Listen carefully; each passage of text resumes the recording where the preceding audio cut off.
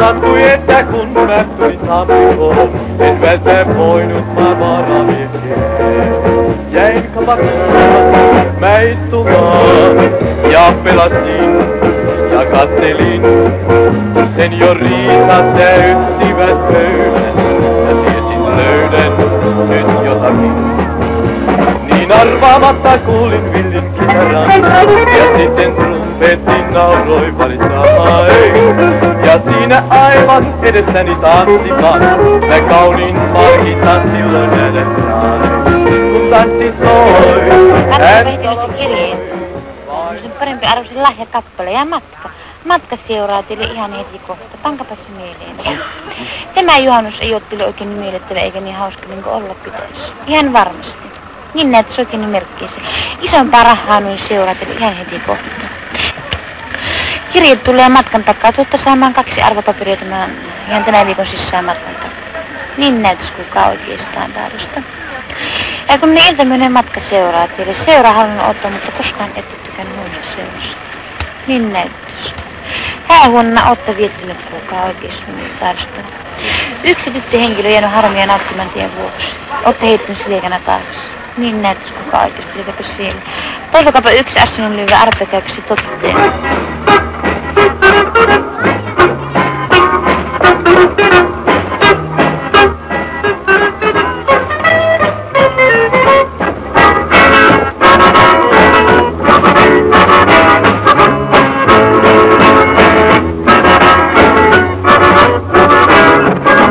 Ei se haittaa olekaan. Se on 1 markkainen raha. Mitä sä oot monta? Mitä ne maksaa sitten niinku kipaalle? 40 penniä. 40 penniä? Pentti perkele, älä! Tuttu äijä. Alen. Saat ne 3, sillä pitää sua. Kyllä niin Merkkalana 3. Pakko saada. Tietenkin. Pentti reilu mies ollut aina, ei ole koskaan turria nuuka. Mulla on 300 mennyt tänä päivänä rahaa perkele. Niin, on näitä jonkunlaisen pätkän sillä. Joo. Vai sinä ihan paljon? Nyt 10. Jaska, kun raapii, niin sitä aina löytyy. Hauska poika. Voi tätä maailmaa. Eikö oo kummanen? Kattokapas oikeastaan, mitä näin toivotte ja ajattelitte, että tämä asia näin tapahtuu.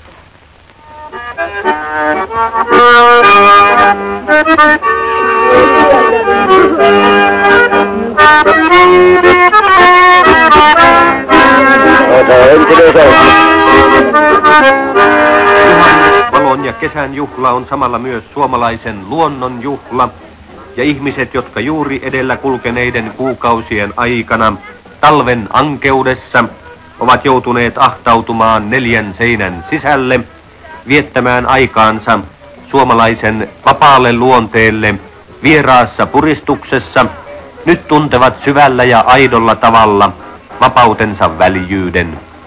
Ehkä on yksilöitä niin kuin kaikkien kansojen keskuudessa, jotka antavat vaistojensa kulkea valtoimenaan, mutta heidän vastakohtanaan ovat tuhannet ja taas tuhannet, rauhalliset, arvonsa tuntevat, tavalliset ihmiset, nuo maan hiljaiset, jotka vaatimattomaan tapaan antavat hetkeksi valtaa ilolle, kuitenkaan ketään häiritsemättä, palatakseen juhlahetken päätyttyä jälleen arkiseen aherrukseensa, kuka pellollaan, kuka tehtaassa tai muussa työpaikassa, tarttuen toimeensa siitä, mihin hän sen oli jättänyt, lähtiessään Suomen suven suureen juhlaan.